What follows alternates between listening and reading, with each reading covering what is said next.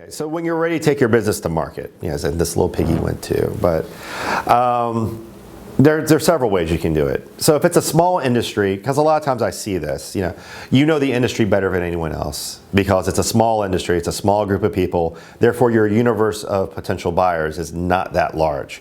And especially if you know that there's a big player in your industry that's doing a lot of roll-ups, doing a lot of acquisitions, then they've got it down to a science and you know who your potential buyers are going to be. So sometimes you can actually initiate contact yourself if you know them. All right. So, but outside that, it's usually good to, if you're a larger business, to engage an investment banking firm. And they will help you polish up the business, make it pretty, maximize the valuation, and generally take it to market. And they put together a prospectus, and they might identify themselves key industry players, maybe sometimes private equity groups that are active in your industry, and then sometimes they'll just reach out to other investment bankers and see if they know someone who might be interested.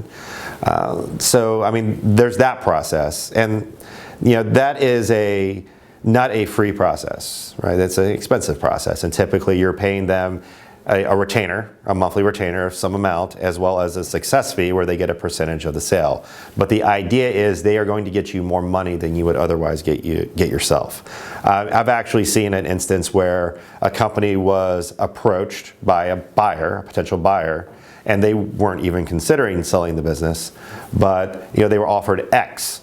And then they went and they talked to an investment banking firm that I know, and then that firm said, well, why don't you engage us? And you only pay us if we get you more money than you would otherwise make, which they did. And so they earned their fee, earned their fee because they maximized the value of the business in the hands of the current owners.